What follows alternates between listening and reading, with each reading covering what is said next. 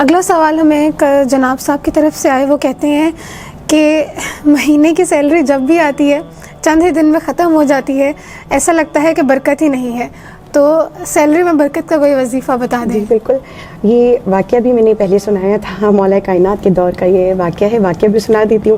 میں یہ نہیں کہتی کہ جو سوال پوچھ رہے ہیں کہ وہ صحیح سے کام نہیں کرتے ہوں گے، لیکن ہم انسان ہیں نا، انسان سے کوتاہیاں بھی ہو جاتی ہیں، خطائیں بھی ہو جاتی ہیں۔ برکت کے لیے سب سے پہلے تو میں یہ بولوں گی کہ گھر میں کبھی کوڑا نہ ہونے دیں، کبھی بھی کچرا نہیں ہونا چاہیے۔ جناب رسول خدا کا فرمان ہے، جس گھر میں مغرب کے وقت تک اگر کچرا پڑا ہوتا ہے اس گھر میں برکت نہیں رہتی ہے۔ جس گھر میں گانے یعنی راگ سنے جاتے ہیں وہاں پر کبھی بھی برکت نہیں ہوتی ہے، شیطان وہاں بسیرا کر لیتا ہے، وہاں کی نعمتوں میں بے برکتی پیدا کر دیتا ہے۔ راگ نہ سنیں۔ پھر جس گھر میں عورتیں بے پردہ ہوں، یعنی جس گھر سے عورتیں بے پردہ ہو کر نکلیں، اس گھر میں برکت ختم ہو جاتی ہے، اس کا رزق جو ہے جتنا ہوتا ہے اس سے برکت ختم ہو جاتی ہے۔ جس گھر میں ناچاکیاں یعنی لڑائیاں رہتی ہیں وہاں سے برکت ختم ہو جاتی ہے۔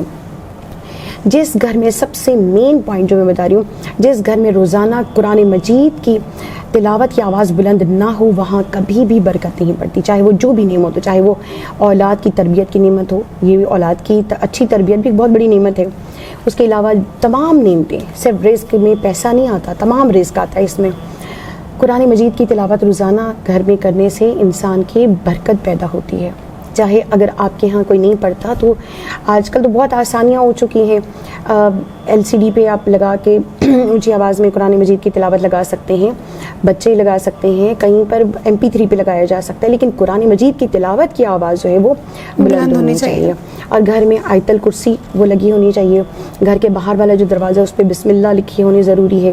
بسم اللہ جس گھر کے باہر والے دروازے پر لکھی ہو، وہاں نقش ہوئی بھی ہو یا تصویر لگی ہو، جو بھی ہو، اس گھر میں ہر طرح سے برکت رہتی ہے۔ اس گھر میں نہ شیطان داخل ہوتا ہے، نہ شیاطین آ سکتے ہیں، نہ جنات آ سکتے ہیں، وہ ہے۔ اور دوسرا جو واقعہ میں پہلے بھی سنا چکی ہوں، اس پہ ہم لوگ احتیاط نہیں کرتے ہیں، اس پہ اگر احتیاط کر دیں تو شاید ہماری 20 روپے بھی ہوگا تو اس میں بھی برکت ہوگی۔ مولا کائنات کے دور کا ایک واقعہ ہے کہ ایک شخص تھا، وہ مولا کائنات کے پاس آیا، اس نے کہا کہ مولا میں کیا کروں کہ میری اتنے درہم میری تنخواہ ہے، لیکن اتنی بے برکتی ہے کہ جب بھی میں گھر لے کر آتا ہوں میرے قرضہ بھی ویسے ہی رہتا ہے، گھر کے اخراجات بھی پورے نہیں ہوتے، بچے آخری دنوں میں جو ہیں وہ جب ہوتے ہیں تو وہ ہمارے یہاں فاقے چل رہے ہوتے ہیں۔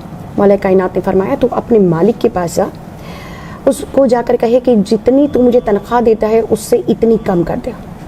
اسے پوچھا مولا میرے تو پہلے ہی خرچہ پورا نہیں ہوتا، آپ کہہ رہے کم؟ مولا نے فرمایا تو کہہ دے تیری برکت بڑھ جائے گی۔ وہ گیا، مالک سے کہا کہ آپ جتنی مجھے تنخواہ دیتے ہیں، جتنے درہم دیتے ہیں اس کے درہم کچھ کم کر دیجئے۔ مالک نے کم کر دیے۔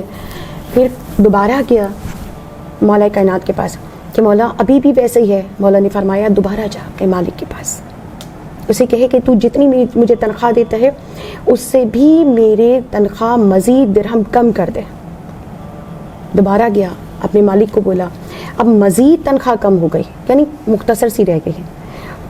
کچھ ہی عرصے بعد وہ شخص دوبارہ مولا کائنات کے پاس آیا، اس نے آ کر کہا مولا ایک عجیب واقعہ ہوا ہے میرے ساتھ۔ مولا نے فرمایا وہ کیا؟ کہا جب میری اتنی درہم میری تنخواہ تھی، میرے گھر پہ پوری نہیں پڑتی تھی، میرے بچے فاقے میں رہتے تھے، قرضہ مجھ پر تھا، میری اخراجات پورے نہیں ہوتے تھے، مگر 2 مرتبہ میں تنخواہ جو ہے وہ کم ہوئی ہے، اتنے درہم کم ہو گئی، مگر کیا عجب بات ہوئی ہے کہ اتنی کم پہ آج میرے گھر کے اخراجات بھی پورے ہو گئے ہیں، بچوں کی تمام خواہشات بھی میں پوری کر رہا ہوں، قرضے بھی مجھ پر نہیں ہے، میری بچت بھی ہو رہی ہے، اس میں کیا ماجرا ہے؟ مولا کائنات نے فرمایا کہ جہاں تو کام کر رہا تھا تجھے تیری محنت سے زیادہ اجرت مل رہی تھی، اگر جتنی تم محنت یعنی جتنا تو کام کر رہے اتنی اجرت لے تو اس میں برکت ہوگی، کام سے زیادہ اجرت اس میں برکت نہیں ہوتی ہے، اور وہی ہوا۔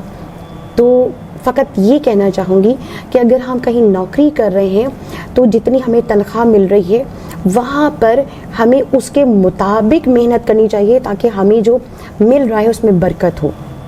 سم ٹائم ہم لوگ کیا کرتے ہیں، جیسے ایک ایگزامپل دے رہی ہوں کہ اگر کوئی ٹیچر ہے، اس کے 6 پیریڈ ہیں اور اس میں 2 اسکپ کر دیے یا صحیح طریقے سے نہیں پڑھایا، ایک ایگزامپل دے رہی ہوں، تو وہ جو اس کو رزق ملے گا، جو ان کو تنخواہ ملے گی، وہ جو 1 یا 2 پیریڈ مس کرنے کا یا صحیح سے جو نہ پڑھایا اس کا جو اس کو اجرت ملے گی وہ اس کے لیے حرام ہے۔